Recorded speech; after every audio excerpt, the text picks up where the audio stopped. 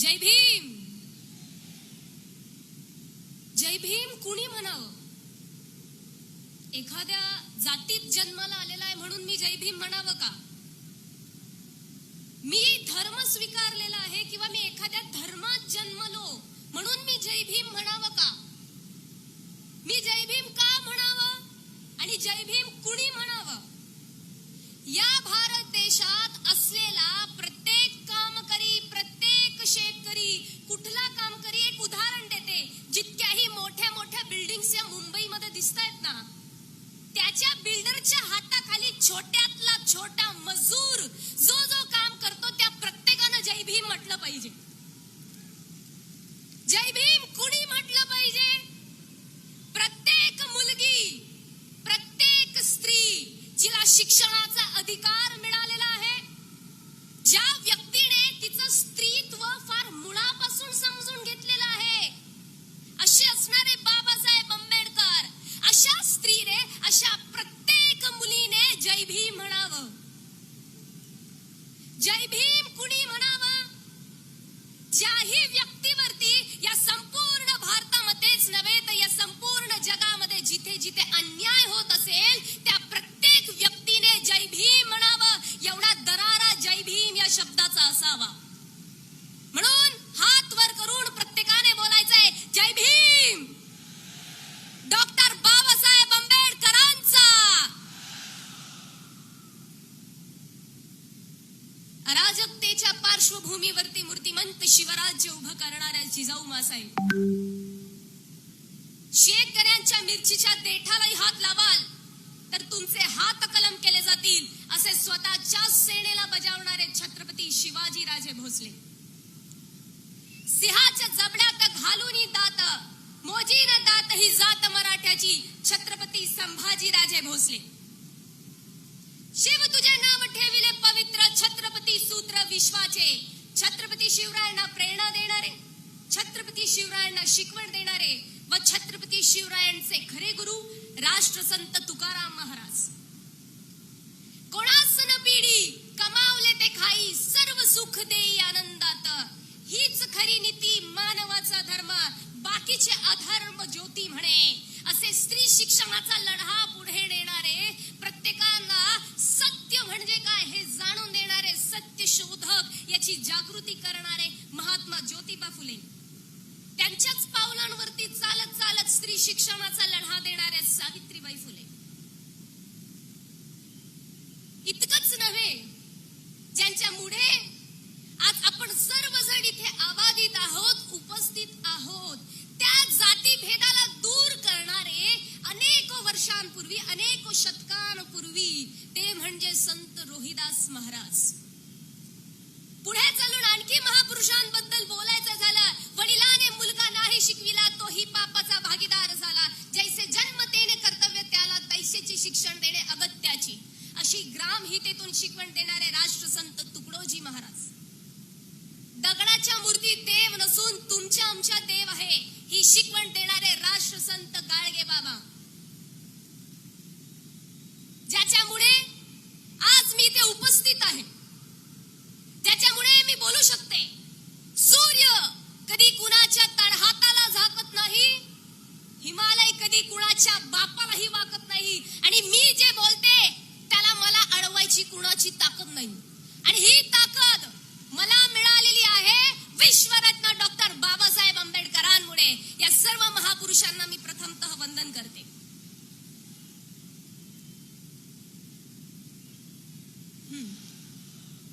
आज जर सांगायचं झालं तर काहीशा सोप्या सरळ ओळींमध्ये मी सांगते कशासाठी आपण इथे उपस्थित आहोत. The strapling essence of world's selective but appreciable all constitutions, the virtuous ethos of each and every religious spirit, the immortal soul of most diversified nation that is India, and eternal spirit of pragmatic and true-hearted Indian citizen. म्हणजेच माहितीये काय, जगातल्या प्रत्येक निवडक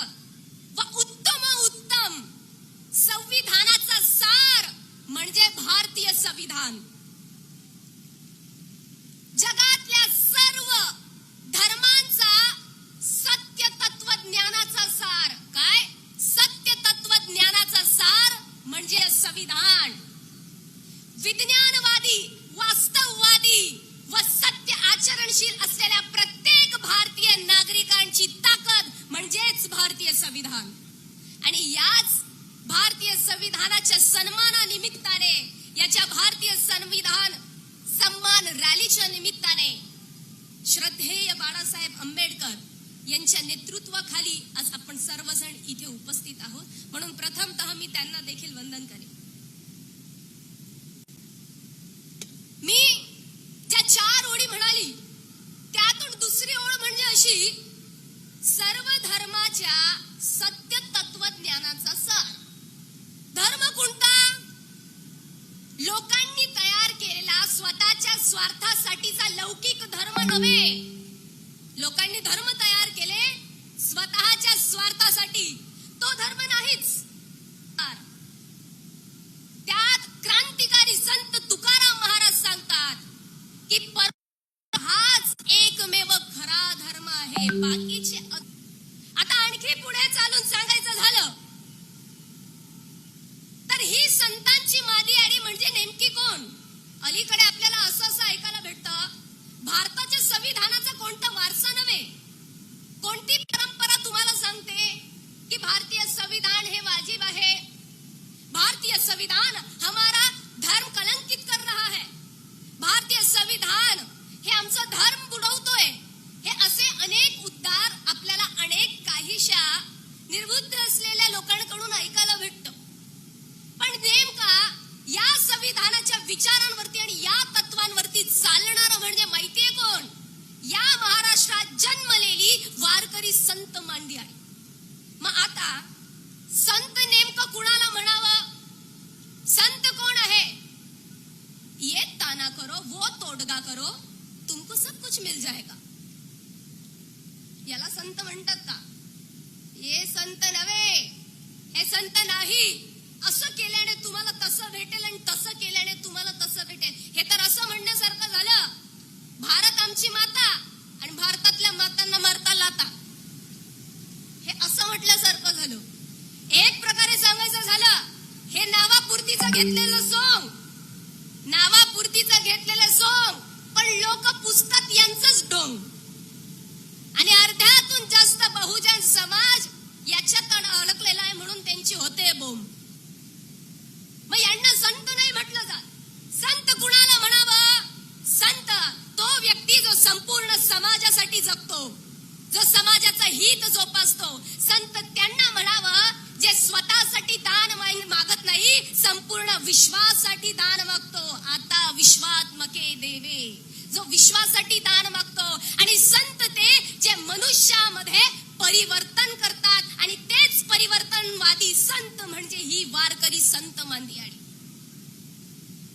मग वारकरी कुणाला म्हणावं? दुष्ट परंपरा, कुरीती व जिथेही कोणत्या प्रकारचा अन्याय अत्याचार होतोय त्याच्यावरती वार करणारा म्हणजे खरा वारकरी. आणि याच्यावरतीच जे नेहमी चालतात, धर्माचे पालन करणे, पाखंड खंडन, तेच संत तुकाराम महाराज जे नेहमी इथे संविधानिक पद्धतीने चालत असतात. मग आता ही संत मंडळी कशा प्रकारे आलेली आहे? भारताची प्रस्तावना, भारतीय संविधानाची प्रस्तावना कधी आपण बघितली आहे का? मला असं वाटतं जी स्क्रीन आहे त्याच्यावरती काहीशे शब्द झळकत आहेत. तर भारतीय प्रस्तावनेमध्ये 4 मुख्य शब्द आहेत: जस्टिस, इक्वॅलिटी, फ्रॅटर्निटी आणि त्याचबरोबर अनेक प्रकारचे जे महत्वाचे शब्द आहे. हेच सर्व महत्वाचे शब्द या संविधानाच्या माध्यमातून वारकरी संत मांदियाळी घेतात. 750 वर्षांपूर्वीची ही परंपरा, त्या परंपरेमध्ये सर्वात प्रथम येतात संत नामदेव महाराज. ते नामदेव महाराज या जगात कोणत्याही प्रकारचा भेदभाव नसून सगळेचे सगळे एक आहे अशा एकेश्वर ईश्वराचा वाद मांडतात. पांडुरंग कुणाचा असावा तर संपूर्ण जनतेचा असावा, उच्च नीचता कोणताही धर्मभेद नसावा, ही संत मांदियाळी मांडतात. त्यानंतर आणखी पुढे सांगून जायचं झालं तर ही संत मांदियाळी त्याच काळामध्ये किती वैचारिक होती ते बघा. संत रोहिदासजी जे नेहमी जातीवादावरती प्रखरपणे वार करतात आणि काय म्हणतात, ऐसा चाहो राज में जहां मिले सबन को अन्न, छोटे बड़े सब सम बसई, रविदास रहे प्रसन्न. आर्टिकल 21. तुम्हाला जीवन जगण्याचा अधिकार आहे, सेवन करण्याचा अधिकार आहे, सगळे समान आहेत, हा विचार मांडणारे संत रोहिदास. आणखी पुढे सांगायचं झालं संत चोखामेळा. ज्या काळामध्ये कुणी पुढाकार घेत नव्हतं, स्वतःला तुच्छ लेखत होता, आम्ही पुढे कसं जायचं, त्या काळामध्ये क्रांतीची ज्योत पेटवत संत चोखामेळा पुढे निघाले. कुणी रोखलं तरी सुद्धा मी पुढे चालणार आणि त्या पांडुरंगाचं दर्शन घेणार. का तर वारकरी संत मांदियाडी ही त्यांच्या सोबत होती.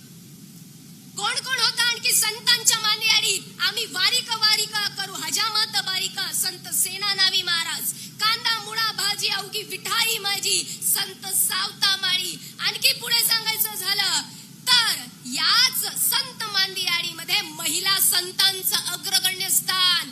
संत जनाई माहितीये काय म्हणतात? डोईचा पदर आला खांद्यावरी, भरल्या बाजारात जाईन मी. माझा पदर जरी खारीक आला, कोणी मला हजारो लोकांनी जरी टोकलं तरी मी बंड करून समाजात जाईल. ही बंड करण्याची ताकद या वारकरी संत मांदियाडी मध्ये होती. मग ती संविधानाशी संलग्न कशी काय आहे, कशा पद्धतीने आहे? तर बघा, संतांनी व्यक्त केलेले आहेत स्वतंत्रपणे स्वतःचे विचार स्वतःच्या अभंगांमधून. तर हेच आपल्याला सांगतं article 19, freedom of speech and freedom of expression. आम्हाला कशाचा अधिकार आहे? आम्हाला बोलण्याचा अधिकार आहे, आम्हाला आमची मतं मांडण्याचा अधिकार आहे. हे व्यक्त करतं संतांचे अभंग सुद्धा, की त्यांनी निर्भीडपणे त्यांचे अभंग मांडले. मग वारकरी संत मांदियाडी ही संविधानिक संत मांदियाडी आहे. इतकंच नव्हे, आणखी पुढे सांगायचं झालं तर संत मंडळी विचार मांडतात की या पांडुरंगा पुढे सगळे समान आहेत. छोटा असेल, मोठा असेल, गरीब असेल, श्रीमंत असेल, कुठल्याही जातीचा असेल, कुठल्याही धर्माचा असेल. आर्टिकल 14, इक्वॅलिटी बिफोर लॉ, कायद्या पुढे सगळे समान आहेत. हे संविधानाने अधिकार दिला. तोच अधिकार ही संत मांदियाडी सुद्धा तिथे मांडते की या देवाच्या पुढे तर सगळे सारखेच आहेत. कसे बघा, समविचाराचे असणारी ही संतांची मांदियाडी आणि त्याच बरोबर संविधान आहे. आणखी पुढे सांगायचं झालं संत जनाई बंड तर करतात, संत मुक्ताई नामदेवरायांना उपदेश देतात, ज्ञानोबरायांना उपदेश देतात, त्याचबरोबर 1400 वर्षाचं तप केलेल्या चांगदेवाला उपदेश देतात. हे काय संदेश देतो आपल्याला? की इथे स्त्री पुरुष समान आहे. आणि त्यालाच म्हटलं गेलं आहे article 15, prohibition of discrimination on grounds of religion, caste and gender. Gender म्हणजेच काय? लिंगाबद्दल कोणीही भेदभाव करणार नाही. संविधानाच्या बरोबरीतच असलेली ही संत मांदियाडी जी सर्वांना समान मानते. आणखी पुढे सांगायचं झालं, ही संतांची मांदियाडी संत नामदेवांपासून तर संत शेख मोहम्मद यांच्या पर्यंत कशा पद्धतीने समान आहे. तर इथे कुठल्याही प्रकारचा भेदभाव कसा नाही. संत चोखामेळा वारीमध्ये निघाले आणि त्या वेळेला अस्पृश्यता ही फार जोरदार पद्धतीने मानली जायची. आणि वारीला निघालेले असताना संत चोखामेळा भजन म्हणत म्हणत जातात, जोहार माय बाप जोहार, तुमच्या महाराजचा मी महाल, असे उद्गार काढतात. आणि असंच अभंग म्हणत म्हणत माहितीये काय म्हणतात? हे देवा, माझ्याने तू वाटणार तर नाही ना? तुझा भजन करणारे जे संत आहे त्यांना जर मी स्पर्श केला तर ते तर वाटणार नाही ना? हा विचार करत संत चोखामेळा नामदेवरायांच्या भेटीसाठी गेले आणि नामदेवरायांचा एक हात दूर होऊन खाली पाया पडण्यासाठी संत चोखामेळा वाकले. त्यांच्या मनात प्रश्न होता, मी तर अस्पृश्य आहे, संत नामदेव महाराज माझा स्पर्श कस काय सहन करतील, म्हणून मी दुरून चरण स्पर्श करतो. परंतु संत नामदेव महाराज काय करतात? स्वतःच्या दोन्ही हातांनी चोखामेळांना उभा करतात आणि घट्ट असं आलिंगन देतात आणि म्हणतात, इथेच सगळा भेदभाव संपला. कोणीच अस्पृश्य नाही, कोणीच महान नाही, सगळे समान आहेत. फक्त विचार शुद्ध असण्याची आवश्यकता आहे. याच विचारधारेला धरून चालणारी ही संपूर्ण संतांची मांदियाडी आहे. आणि हेच संविधानामध्ये आर्टिकल 17 सांगितलं आहे, अबॉलिशन ऑफ अनटचेबिलिटी.